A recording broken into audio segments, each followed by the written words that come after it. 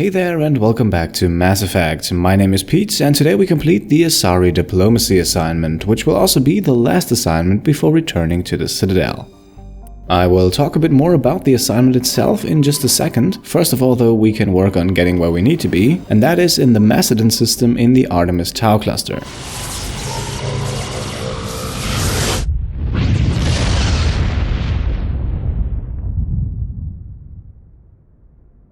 Inside, as usual, a bit of planet scanning, and there are a few planets of interest. On one of them we can recover another set of Asari Matriarch's writings. There is also a metallic asteroid hidden in the upper area of the system.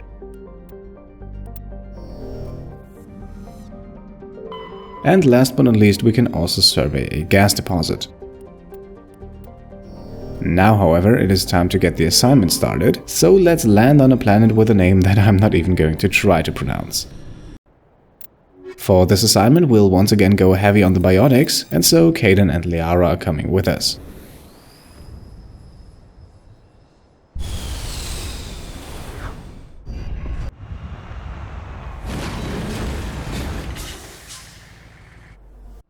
Once we have landed on the surface, we can immediately mark the southwest corner of the map, as that will be the very first location to travel to here.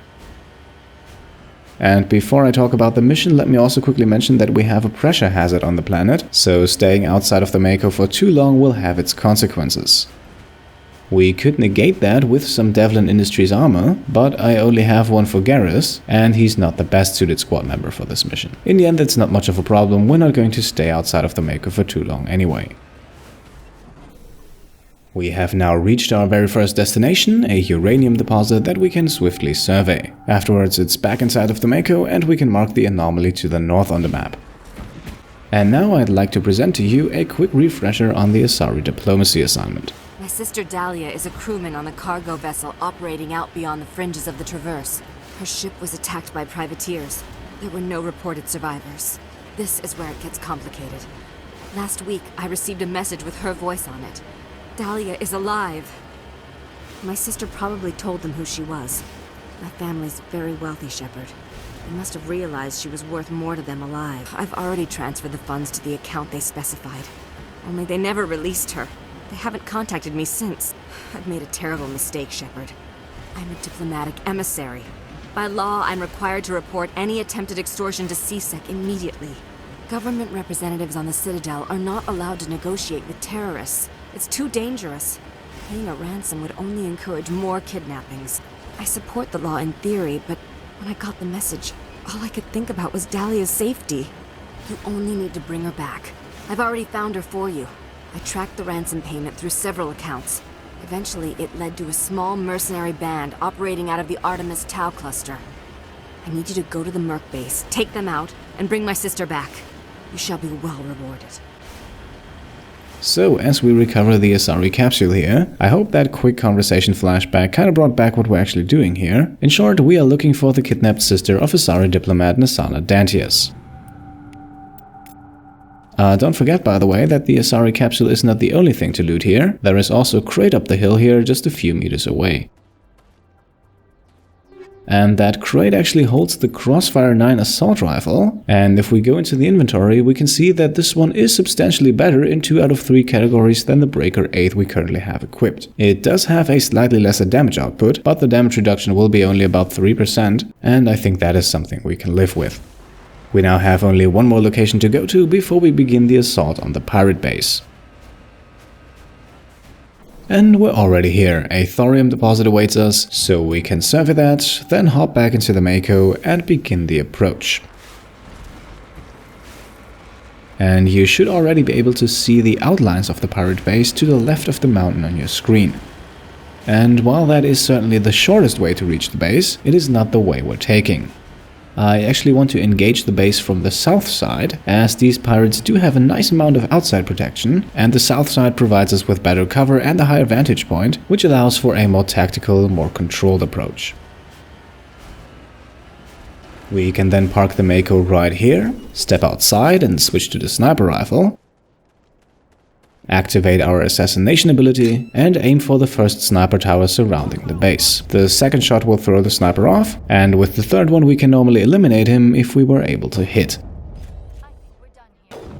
Number 4 then does the trick. The hazard meter is still below half full, so we can immediately focus on the second sniper.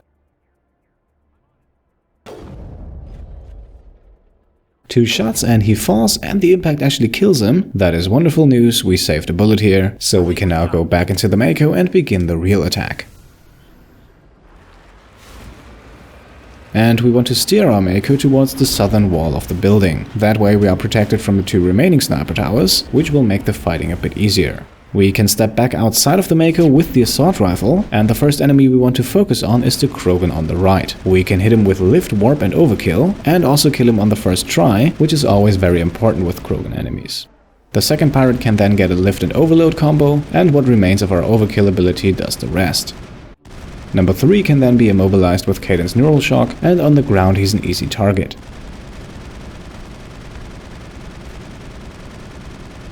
I also once again used Warp for good measure here, but you don't have to do that.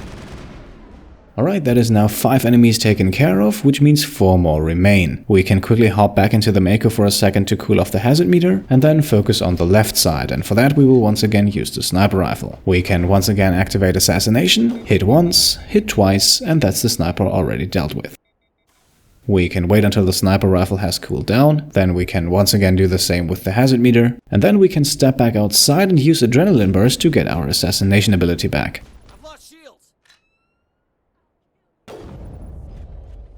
Once again, after 2 shots the enemy falls, but he actually stays alive, so a well-placed third one is necessary. Now, despite what I said earlier, there are actually 3 enemies still left, not 2. The first one is a rather fragile sniper hidden over here, and we don't even need to use an ability here to get a quick kill. We can then use the Mako to quickly get to the second one, who we are going to hit once again with a lift warp overkill combo, in my opinion one of the most powerful ability combinations in the game. With enemy number 3 we then luckily have perfect timing, as his activated immunity ability wears off just as we're about to engage. We do still have about a third of our overkill left though, which helps us eliminate him rather quickly. And with that we have cleared the outside, and make no mistake about it, even though this looked rather fluid, it can actually be a very tough fight. Now it's time for the inside portion, and the same thing is true for that as well. We want to have Kaidan and Liara stay out of combat as much as possible and only use their abilities, so we're going to place them in the corner here and then open fire. Speaking of fire, there's also a fuel container in the back, which makes for a great explosion.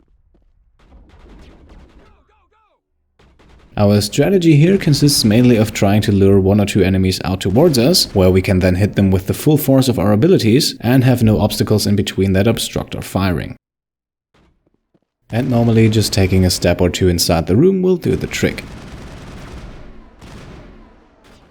And yep, here we are, let's go with the tried and tested lift warp overkill combo, and a few seconds later we have our first kill. We can then quickly use shield boost to get a bit of protection back, and the nice singularity will send another group of enemies flying. The pirate here drifts between the boxes and out of the line of fire, but instead we can get rid of another sniper. With those 2 enemies down, we have a quarter of the room cleared, but still 6 more enemies remain, including a biotic.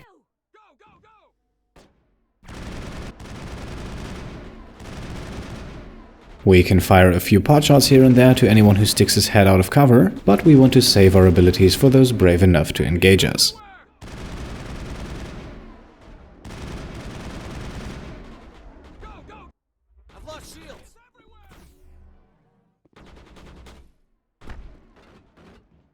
And one such enemy is this pirate here, who will now be at the receiving end of another lift warp overkill combo, and who sadly also doesn't live to tell about it. Another pirate has already stumbled in as well, and he gets hit with Singularity, Overload and what we have left of our Overkill ability, and thanks to the increased accuracy with Overkill he also falls quickly.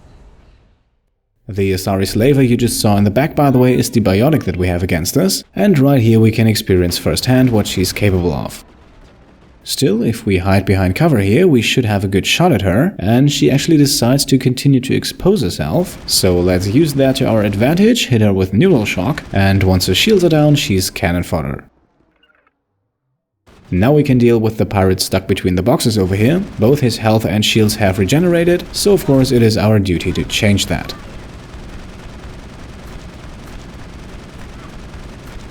Wonderful, and that now leaves us with only one more enemy to go, and guess what we'll hit him with? That's right, lift and warp, and we don't even need overkill this time. With the entire squad firing, he doesn't offer much resistance.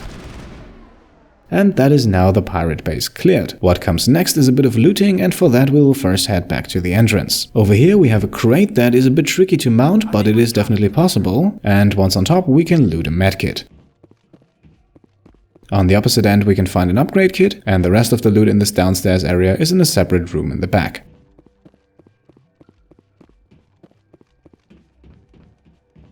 Opening the door here reveals 3 unlocked crates, which we will of course thankfully empty. To the right we also have a medical station. This one could give you up to 3 Medigel, but our squad is stocked full, so we're only opening it for the experience points. The pirate base also has an upstairs area. That is actually where some of the enemies are located first, and that is also where we need to go now to continue the assignment. Because as you might have noticed, so far there has not been a sign of Nassana Dantius' sister. When first entering the room here, don't overlook the malfunctioning object immediately to the left, and then be thankful to have someone with Master Sabotage in the squad, because we have 2 hard decryptions coming up. The first one will give us a few weapons, the second one 2 upgrades, and a ton of cash that we can't use because we're already at the limit. Our major point of interest though is the desk, because here it is revealed that the Asari who led the slavers and the Asari that we just killed, that was actually Nassana's sister. So she didn't look very kidnapped to me, and her role as the leader of this pirate group certainly raises a few question marks. So let's download the evidence, and then I think it's a good idea to confront Nassana with this. I'd be very interested to hear what she has to say about the fact that we just killed her sister because she lied to us.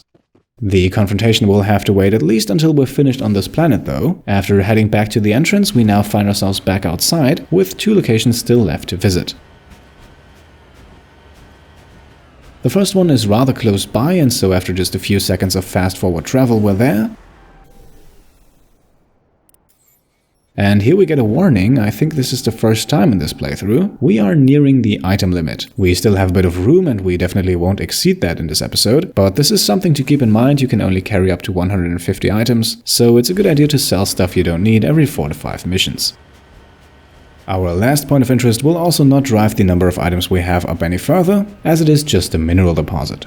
Once we have that surveyed, by the way, we can mark the entirety of the Artemis Tau cluster as completed, because the Macedon system was the only system that we hadn't visited so far. Alright, and I think that's it. That's all we can do here. Time to go back to the Normandy. And here we are, ready to make the cut. Next time, as promised, we will return to the Citadel. And even though we are not on level 50 yet, that is not a problem. There is still a bit of stuff we can do on the Citadel that will bring us there. But all of that in due time. For today, I can say thanks for watching, and I'll see you next time. Cheers.